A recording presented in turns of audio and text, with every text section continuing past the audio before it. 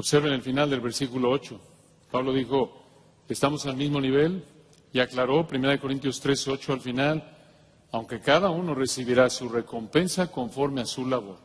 Esto es, cada uno recibirá su recompensa conforme al desempeño que haya realizado. En otras palabras, cada uno es responsable por ser fiel en cumplir su ministerio.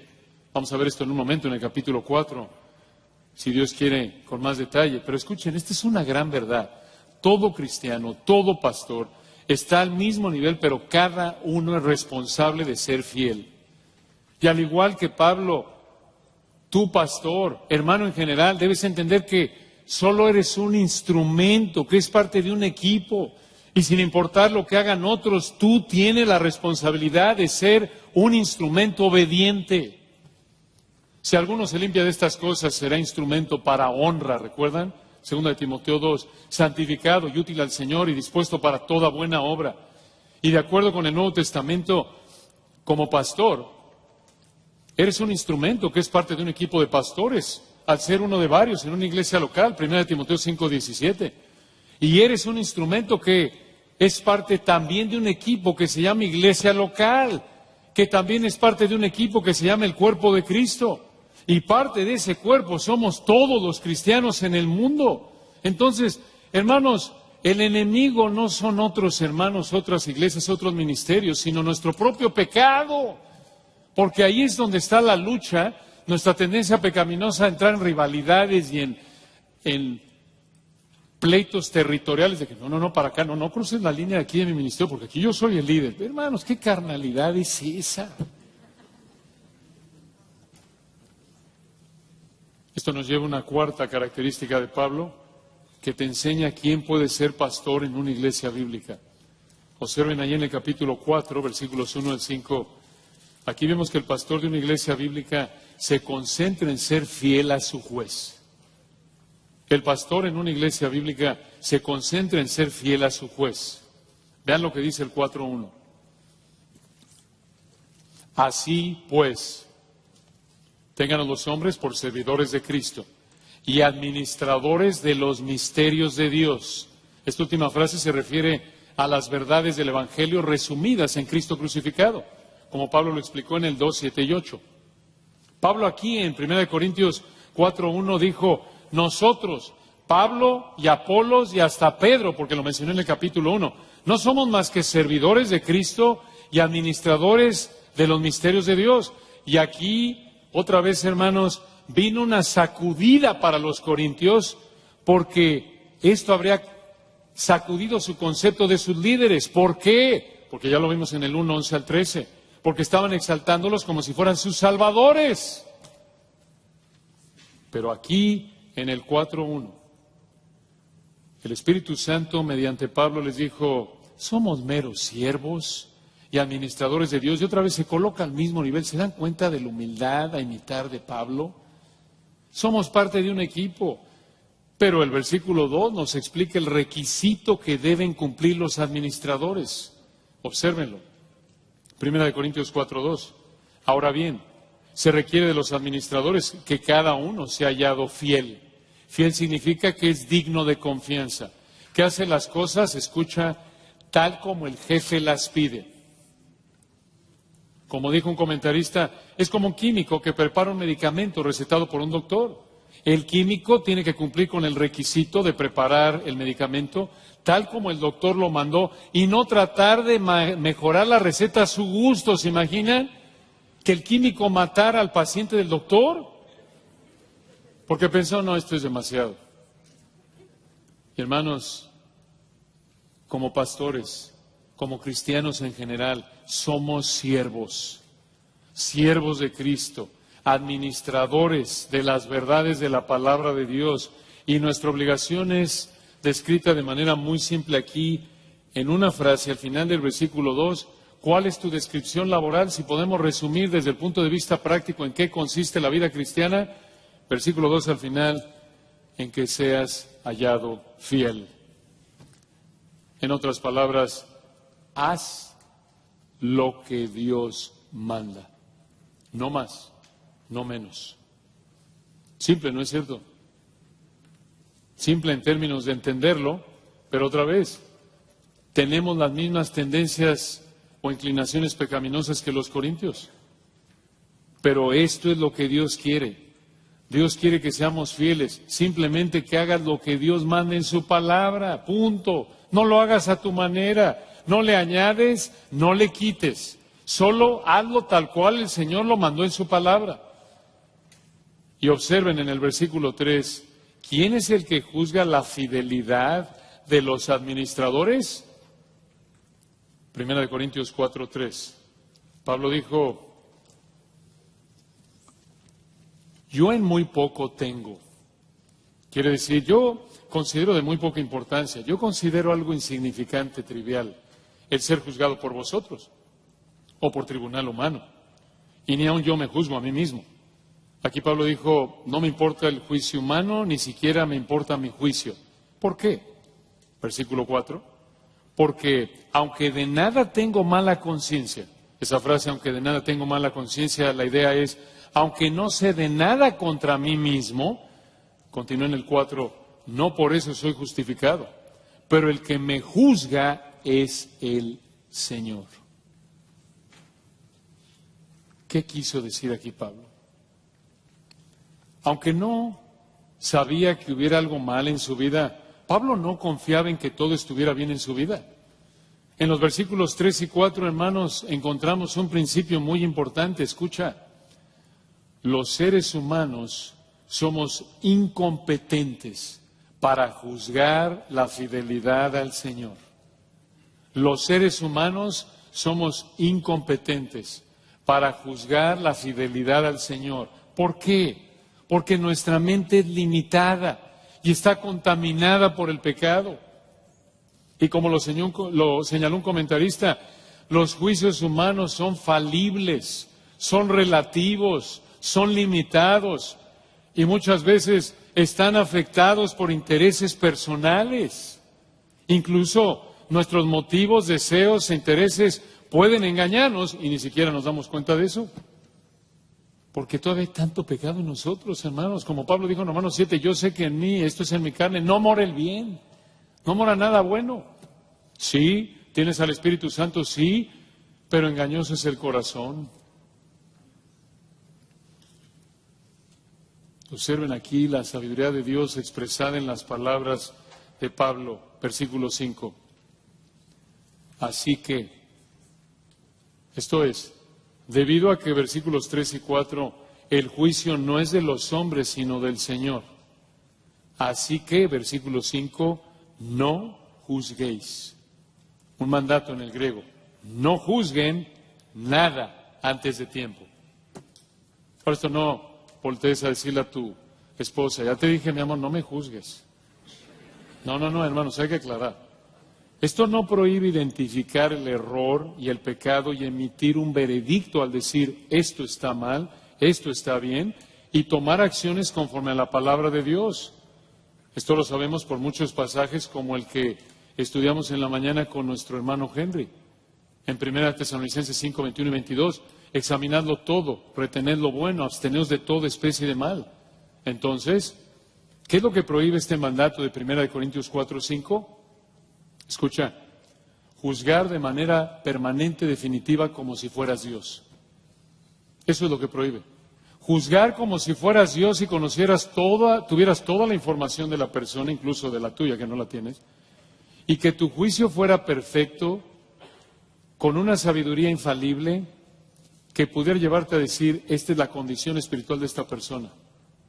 Solo Dios lo sabe de manera definitiva, perfecta, ese es el punto. Claro, debes discernir, evaluar, mira, a la luz de la palabra veo esto y aquello. Como otra vez vimos en la mañana como los de Berea. Sí, recibimos la palabra con toda solicitud, escudriñando, investigando cada día las Escrituras para ver si estas cosas son así. Sí, es una obligación, pero lo que está prohibiendo 1 Corintios 4, 5 es que no puedes tomar el lugar de Dios pensando que tu juicio, tu veredicto de la vida de una persona, incluso la tuya, es perfecta, es irrevocable. No puedes. Por eso Pablo dijo, miren, yo no confío en el juicio de ustedes, Corintios, ni siquiera confío en mi juicio. Porque aunque yo no veo nada mal en mi vida. Yo sé quién soy, es la idea de Pablo. Yo sé quién soy, yo sé que soy limitado, yo sé cómo me puedo engañar y por lo tanto ni siquiera confío en mi juicio. Entonces, ¿hasta cuándo es que no debemos juzgar de manera definitiva? El versículo 5 nos da la respuesta. 1 Corintios 4, 5, escuchen, hasta que venga el Señor. ¿Qué quiere decir esto? Hasta que el Señor venga en el rapto. Esto lo sabemos por 1 Corintios 15, creemos que es la interpretación más natural del texto. Hasta que venga el Señor, hasta el rapto, no debemos juzgar de manera definitiva. Y continúa, versículo 5, hasta que venga el Señor, el cual aclarará, la idea es sacará la luz, dará a conocer, observen que también lo oculto de las tinieblas, y manifestará, otra vez dará a conocer, escuchen esto, las intenciones de los corazones, y entonces cada uno recibirá su alabanza de Dios. ¿Qué quiere decir esto? En el tribunal de Cristo, 1 Corintios 3. Ahí es donde tiene que estar nuestro enfoque, hermanos. Buscar ser personas de integridad para que en el tribunal de Cristo recibamos alabanza de Dios. Y otra vez vean ahí en el versículo 5 una idea clave. El Señor va a manifestar las intenciones de los corazones. Es tan fácil jugarle al fariseo, ustedes lo saben. Es nuestra postura por automático religiosa, actuar bien por fuera, pero hacerlo para ser vistos por los hombres, Mateo 6. No, hermanos, un pastor en una iglesia bíblica, cualquier cristiano, no debemos confiar en lo que piense la gente de nosotros, ni siquiera en lo que nosotros pensamos de nosotros mismos, sino recordar que el Señor es el único que conoce la realidad de manera perfecta. Hermanos, esto es para algunos de ustedes que les gusta actuar en la iglesia como si estuvieran en el Partido Republicano, Demócrata, o si eres de México en el PRI, PAN, o PRD, o Morena, u otros, cualquier. Escucha, una implicación de estas verdades es que no debemos actuar como políticos en el mundo, tratando de quedar bien con la gente por motivos egoístas, manipulando a la gente para que haga lo que se alinea con nuestro beneficio personal y no el beneficio de la iglesia. Como lo explicó nuestro hermano Pablo Washer hace un momento, no, hermanos, no podemos ocultarle nada al juez perfecto. Podemos ponernos nuestra máscara, nuestro disfraz de fariseo, pero el Señor sabe lo que estamos haciendo y por qué lo estamos haciendo, y le vamos a dar cuentas de todo lo que hacemos. Que esto nos motive a vivir vidas de integridad. Ahí está la lucha, hermanos. Ahí está la lucha, no solo en el área externa, sino de nuevo, versículo 5, en las intenciones de los corazones. El Señor quiere integridad en lo más profundo de nuestro ser. Él ama la verdad en lo íntimo, dicen los salmos, ¿recuerdan?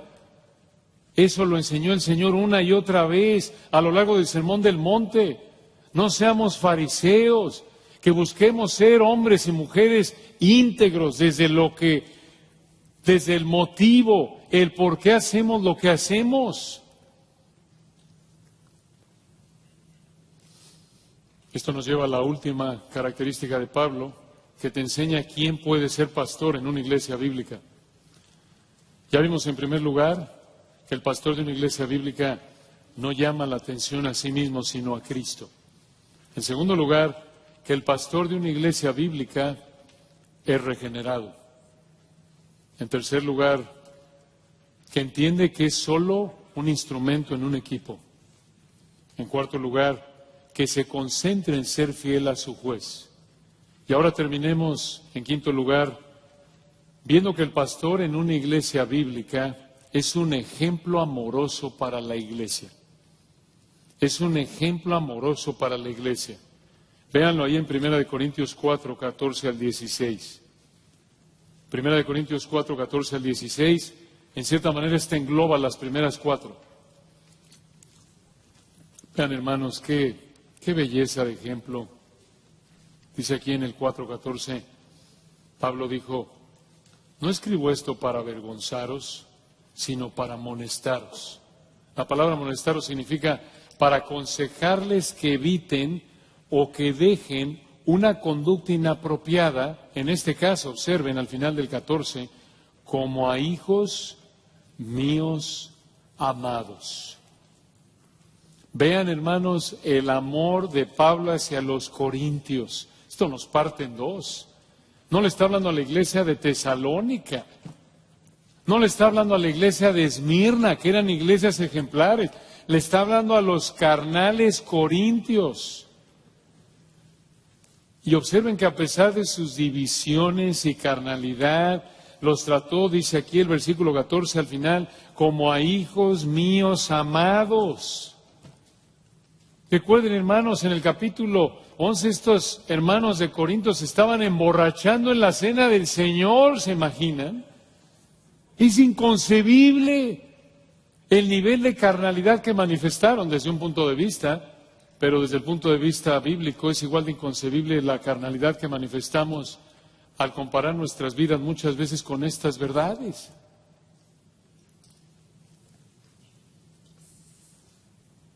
Aquí tenemos un gran ejemplo de ser amorosos cuando confrontamos el pecado en un hermano. Aquí tenemos una ilustración de Gálatas 6:1. ¿Recuerdan? Hermanos, vosotros, si alguno de vosotros fuere sorprendido en alguna falta, vosotros que sois espirituales, restauradle con espíritu de mansedumbre, considerándote a ti mismo, no sea que tú también seas tentado. Ahí hay una actitud humilde de amor.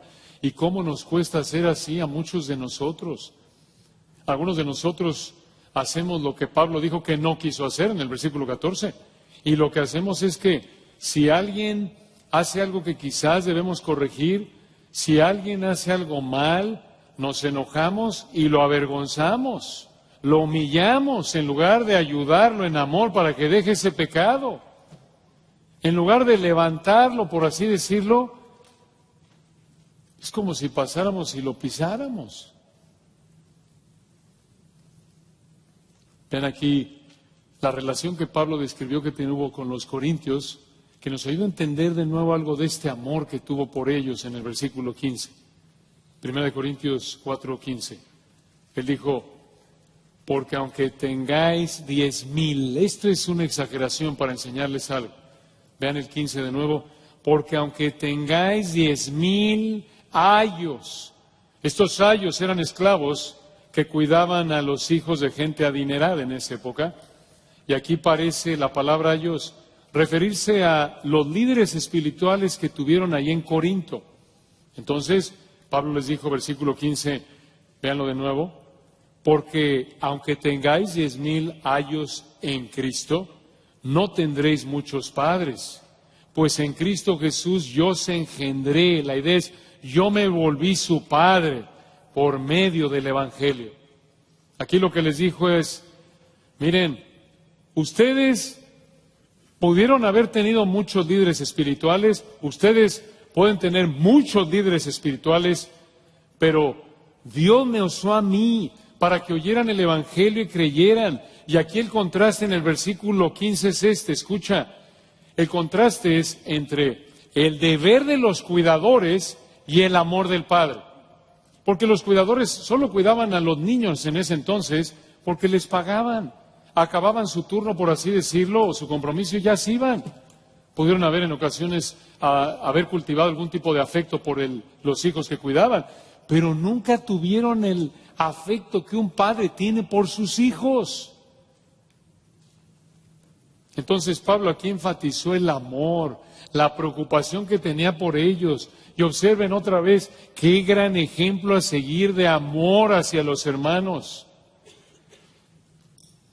Un pastor en una iglesia bíblica debe ser como Pablo, debe amar a las ovejas, debe preocuparse por la congregación como hijos espirituales.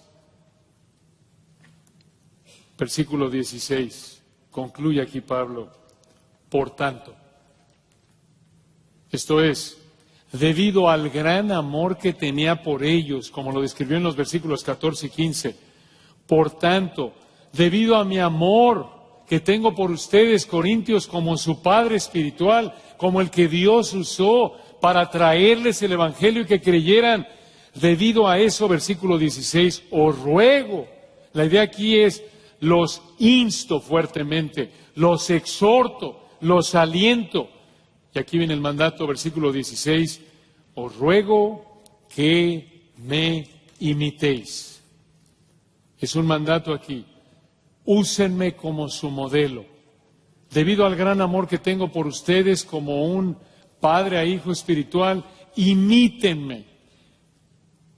Úsenme como su modelo. Hombre, podríamos pensar, aquí Pablo iba también, pero aquí se resbaló el hombre. ¿Acaso no es soberbio decir, imítenme? No en el caso de Pablo. ¿Por qué? Porque Pablo quería que lo imitaran porque él imitaba a Cristo. Así lo dijo él, recuerdan allá adelante en el 11.1, cuando dijo en 1 Corintios 11.1, sed imitadores de mí, así como yo de Cristo. Esto nos lleva de regreso a la primera característica que vimos. Y escucha esto. Cuando un pastor imita a Cristo, apunta a otros a Cristo, no a sí mismo. Pero cuando un pastor no imita a Cristo, no apunta a otros a Cristo, sino a él mismo. Es cuestión, hermanos, de soberbia o de humildad. Solo el pastor humilde quiere imitar a Cristo, quiere volverse invisible, quiere ser una ventana para que otros vean a Cristo a través de él. No quiere ser una estatua para que lo vean a él y estorben a Cristo. Él quiere ser un hombre humilde, un hombre que quiere honrar al Señor, que quiere mostrar amor a la iglesia donde el Señor lo ha colocado para servir. Él quiere imitar a Cristo para apuntar otros a Cristo, para que otros imiten a Cristo, no a Él. De nuevo, así debe ser todo pastor en una iglesia bíblica, así debe ser todo cristiano, con todo y nuestras imperfecciones, cicatrices y demás. Pablo mismo no fue perfecto, recuerdan en Filipenses 3, 12 al 14, después de 30 años ahí de ser creyente, dijo, no que lo haya alcanzado ya ni que sea perfecto, pero prosigo. Esa es la idea, esta es la dirección de un cristiano obediente. Esta es la constante en la vida de un pastor que quiere honrar al Señor. Entonces, de manera práctica, ¿qué quiere decir que vives de tal manera que puedes decir, ser imitadores de mí así como yo de Cristo? Muy simple. Debes vivir de tal manera que si otros cristianos te imitaran, serían más obedientes a Dios. Debes vivir de tal manera que si otros cristianos vieran tu vida, se vieran motivados a ser más obedientes al Señor. Y si el día de hoy hay algo en tu vida, o en cualquier punto, no solo hoy, ni ayer, ni mañana, si en algún punto en tu vida hay algo que estás cultivando, estás albergando, que sabes que alguien no debe imitar, entonces quítalo.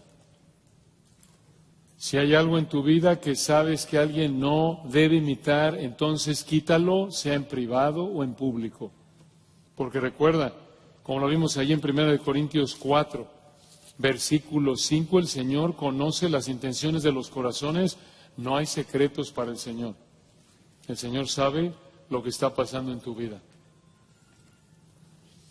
Hace muchos años atrás, un pastor que ya está con el Señor, el hermano S. Lewis Johnson, contó una historia de un hotel muy sencillo en Inglaterra.